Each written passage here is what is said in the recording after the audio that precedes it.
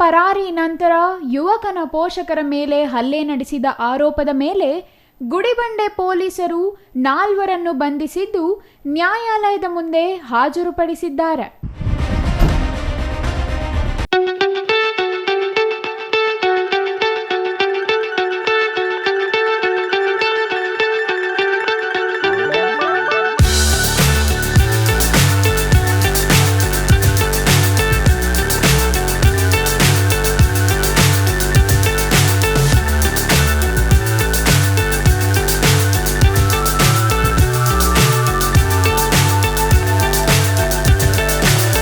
So high I'm hypnotized.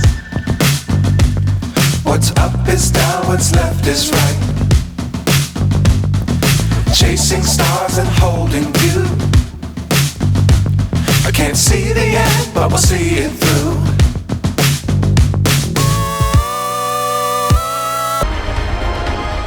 ಒಂದೇ ಗ್ರಾಮದ ಮನೋಜ್ ಹಾಗೂ ಅಂಕಿತಾ ಎಂಬುವರು 1 ತಿಂಗಳ ಹಿಂದೆ ಪರಸ್ಪರ ಪ್ರೀತಿಸಿ ಮನೆಯಿಂದ ಪರಾರಿಯಾಗಿ ಮದುವೆಯಾಗಿದ್ದರಂತೆ. ನಂತರ ಹುಡುಗಿಯ ಪೋಷಕರು ಅಂಕಿತಾಳಿಗೆ ಬುದ್ಧಿವಾದ ಹೇಳಿ ವಾಪಸ್ ಮನೆಗೆ ಕರೆತಂದಿದ್ದರಂತೆ. ನಂತರ ಇವರಿಬ್ಬರ ಪ್ರೀತಿ ಗಾಢವಾಗಿ ನಿನ್ನೆ ಬೆಳಿಗ್ಗೆ ಮನೋಜ್ ಅಂಕಿತಾಳೊಂದಿಗೆ ಮತ್ತೆ ನಾಪತ್ತೆಯಾಗಿದ್ದಾನಂತೆ.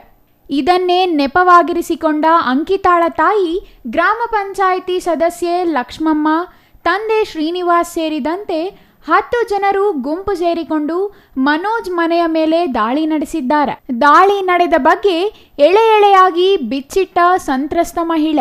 వాళ్ళంతా పెరికేసి ఇంట్లో పెట్టుకోండి, వాళ్ళ బిడ్డని మీ బిడ్డని మీరు భద్రించుకున్నా మా బిడ్డని మేము భద్రించుకుంటాము అంటే సరే అట్లా కానీ అని చెప్పి మేము కలకుండా అయిపోయింది. మాకేమీ తెలీదు. ఇవిడు నన్ను వెళ్ళిపోయేది గురించి మాకు తెలియదు సార్. నన్ను వెళ్ళిపోయి మీరే పంపించేసినారని చెప్పి ఈ ప్రకారం కొట్టి పండేసింది వచ్చి. వాళ్ళ ఇంట్లో ముందు వెళ్ళిపోకూడదంట.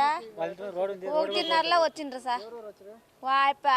బిడ్డోళ్ళు అప్పుడు సీనప్ప, గోవింద్ గాడు, ఆనంద్ గాడు, వెంకటయ్య గాడు, వెంకటేశప్ప, నారాయణప్ప, చైర్మన్ అయిపో వెంకటేశప్పేనమ్మ, చైర్మన్ కొడుకు అయిపో హరీష్ గాడు.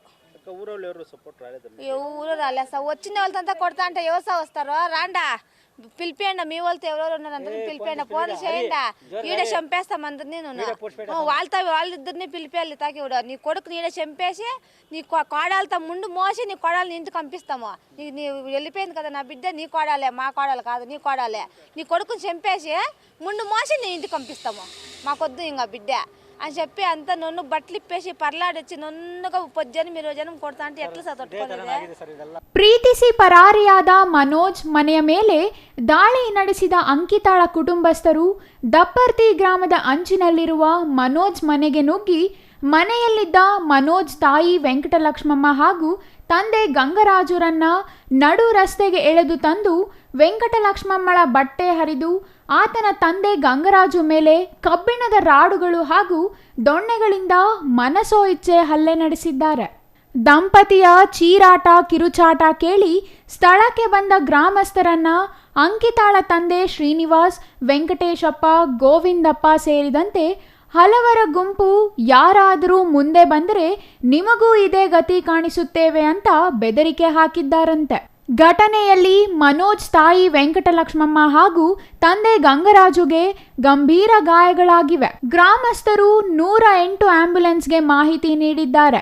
ತಕ್ಷಣ ಸ್ಥಳಕ್ಕೆ ಬಂದ ಆಂಬ್ಯುಲೆನ್ಸ್ಗೆ ಅಡ್ಡ ಹಾಕಿ ಗಾಯಾಳುಗಳನ್ನ ಕರೆದೊಯ್ಯದಂತೆ ತಡೆದಿದ್ದಾರೆ. ನಂತರ ಮನವೊಲಿಸಿದ ಆಂಬ್ಯುಲೆನ್ಸ್ ಸಿಬ್ಬಂದಿ ಗಾಯಾಳುಗಳನ್ನ ಗುಡಿಬಂಡೆ ಸಾರ್ವಜನಿಕ ಆಸ್ಪತ್ರೆಗೆ ಕರೆದೊಯ್ದು ಚಿಕಿತ್ಸೆ ಕೊಡಿಸಿದ್ದಾರೆ. ಪ್ರೇಮಿ ಮನೋಜ್ ತಾಯಿ ವೆಂಕಟಲಕ್ಷ್ಮಮ್ಮ ತಲೆಗೆ ತೀವ್ರವಾಗಿ ಪೆಟ್ಟು ಬಿದ್ದ ಹಿನ್ನೆಲೆ ಆಕೆಗೆ ಹೆಚ್ಚಿನ ಚಿಕಿತ್ಸೆಗಾಗಿ ಚಿಕ್ಕಬಳ್ಳಾಪುರ ಜಿಲ್ಲಾಸ್ಪತ್ರೆಗೆ ದಾಖಲು ಮಾಡಲಾಗಿದೆ.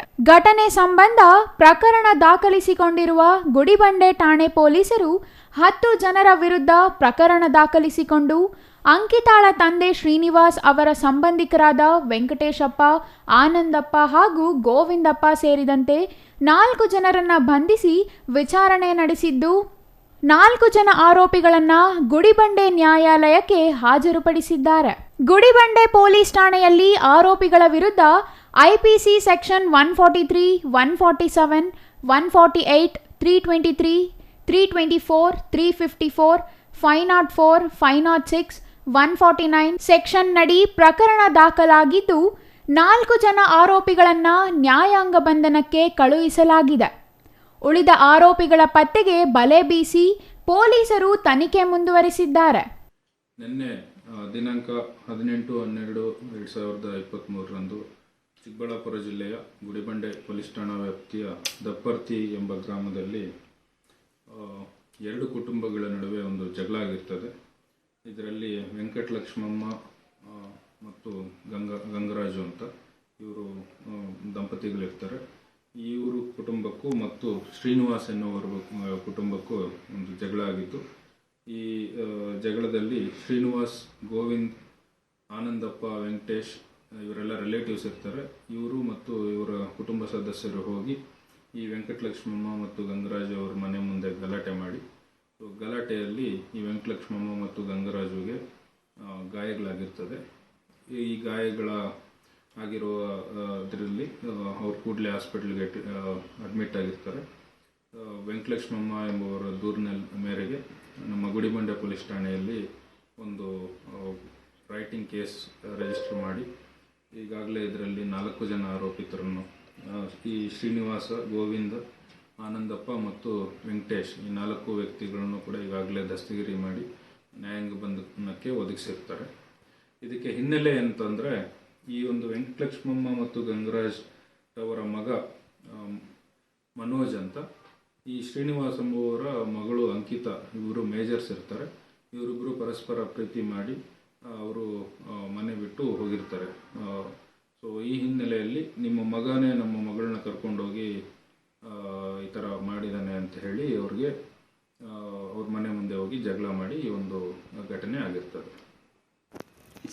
ಹೇಳಿದ್ನಲ್ಲ, ಈಗ ಇವ್ರ ಮಗ ಮನೋಜ್ ಅನ್ನೋನು ಈ ವಿಕ್ಟಿಮ್ ಮಗ ಅಂದರೆ ವೆಂಕಟಲಕ್ಷ್ಮಮ್ಮ ಮತ್ತು ಗಂಗರಾಜು ಇವರು ವಿಕ್ಟಿಮ್ಸು. ಇವರ ಮಗ ಮನೋಜ್ ಅನ್ನೋನು ಶ್ರೀನಿವಾಸ್ ಎಂಬುವರ ಮಗಳು ಅಂಕಿತಾ ಅನ್ನೋ ಹುಡುಗಿ ಜೊತೆ ಪರಸ್ಪರ ಪ್ರೀತಿ ಮಾಡಿ ಅವರಿಬ್ಬರು ಎಲೋಪ್ ಆಗಿರ್ತಾರೆ, ಬೇರೆ ಕಡೆ ಎಲ್ಲ ಹೋಗಿರ್ತಾರೆ.